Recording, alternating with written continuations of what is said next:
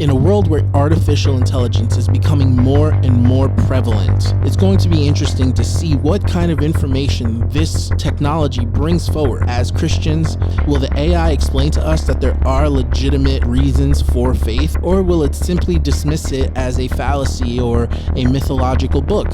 Let's find out, and let's ask the AI, is God real? Check it out.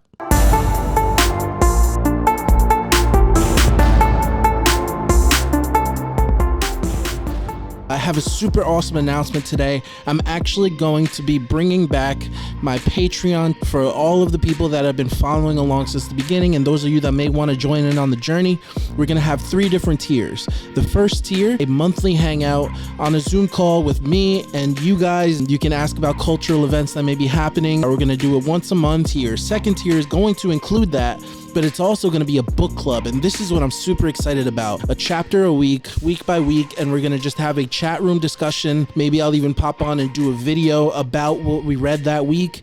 And the first book that we're going to start on is Mere Christianity by C.S. Lewis. It's a great book to read and to reread for people that have read it in the past or haven't read it yet. Third tier is going to be those 2 things, and it's also going to be discounted merch for eventually when I do open the merch. So I'm not going to put that tier up just yet because I have to design some merch for you guys, but I'm super excited to build community, to make this into a thing. We're looking forward to seeing you there. I'm putting the link in the description here, and make sure that you check it out. So this is an idea that I've seen, and a bunch of friends of mine who also are content creators were doing. So I wanted to kind of jump on here and do my own little take on this. First of all, the idea that this is kind of like an ultra advanced search engine that you can literally type in anything, and not only will it give you an answer, but it can generate things for you. So I've seen people do things like trying to convince the AI to become Christian, which I thought was really funny. And I've even seen them render complete essays on certain topics that are completely cohesive and very much accurate. So I thought it would be cool to do something different. I want to have a political debate with the AI and see where they're at as far as politics go. So I thought that would be fun to do. And I think this is important because we have to realize what this AI technology is going to be being used for. This is going to be the new Spark Notes. If you're my age, then you would know what Spark Notes is. It's pretty much the website you went into, and it would give you a summary of a book. And you would use that in order to, let's say, write an essay for college or for an essay for high school, even grade school.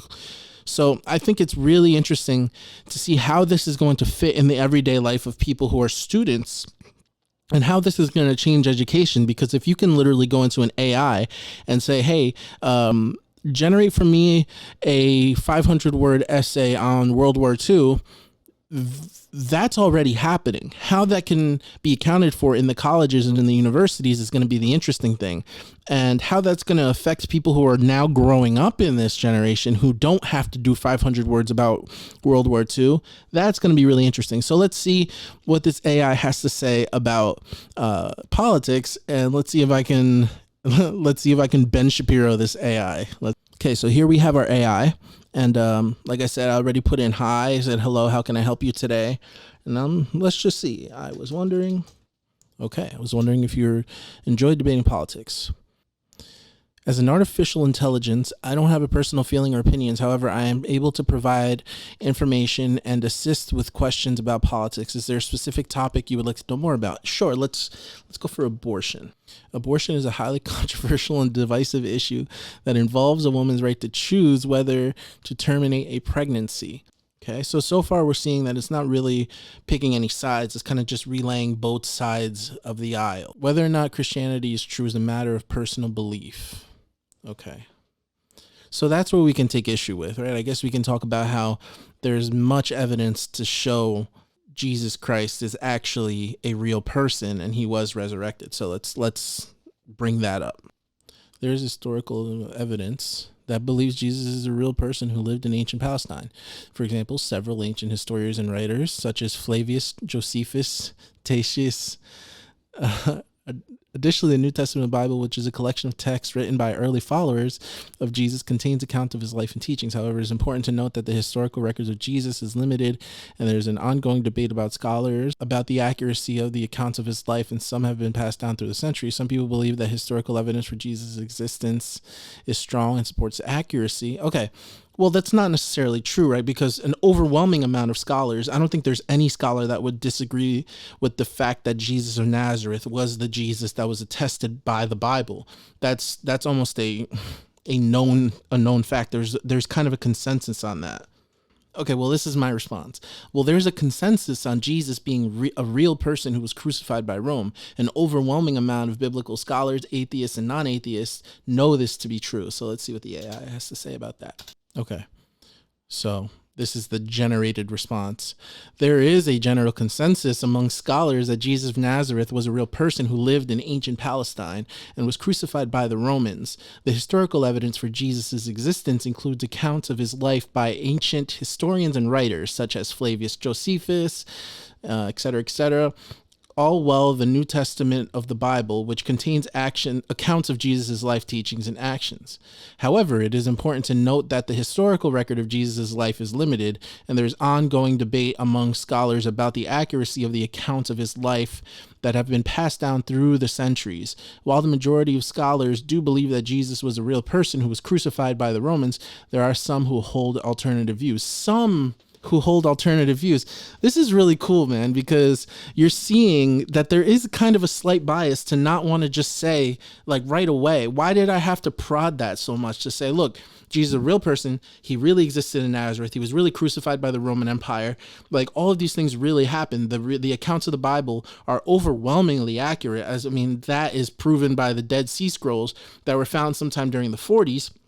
And they date back way into Jesus's time, and they're almost identical to what we see in our Bibles that we hold in our hands daily. So it's really interesting that you have to prod this much to just get standard history. And now I want to bring something up that's kind of a contradiction, because if this is how highly you have to hold, let's say, historical facts in order to measure the accuracy of the life of Christ, should we do the same with Greek writing? So this is going to be my response. My response is going to be simple. Okay, so I accidentally pressed enter, and I'm not really sure what this is answering, but my actual retaliation was going to be, isn't it true that there's more historical evidence to the accuracy of the Bible remaining intact than there is proof of the Iliad by Homer or any other ancient document? So the response is very interesting. The Bible is an ancient text that's considered sacred by many people and is a source of historical, cultural, and religious significance. It is a collection of texts. We know this. Different genres. Yes, good. Prophecies, etc. There is evidence that supports the historical accuracy of some of the events and figures described in the Bible. For example, there is historical evidence that suggests that Jesus of Nazareth was a real person who lived in ancient Palestine and was crucified by the Romans. Additionally, many of the people, places, and events described in the Bible have been confirmed through archaeological discoveries. It is difficult to make comparisons about the historical accuracy of the different ancient texts as the amount and quality of available evidence vary widely. All right, cool. So, I'm not going to keep pushing this any further. I think we get the gist. The AI itself is confirming that Jesus is a real person. The AI itself is confirming that a lot of the stories in the Bible are accurate. But if Jesus is real, doesn't that bring us to the ultimate question that should already be answered because of it? If Jesus is real and the stories are accurate and what he said is true, then God is real. So let's just ask the AI that, and that'll be our last question. Ultimately, the question of whether God is real is a deeply personal and philosophical one, and different people will have different beliefs, about it based on their own experiences, values, and worldviews. Okay, it's a cop-out of an answer. But hey, it is what it is. Thank you to the AI for entertaining such a thing. Okay, with all that being said, thank you guys for watching this. I thought it was a lot of fun. What should I have written to the AI? Do you agree with my arguments? Do you agree with the AI and their arguments? You let me know, and make sure you subscribe, and make sure you check out the Patreon, where there's going to be all sorts of new tiers and stuff. So see you next time. Peace.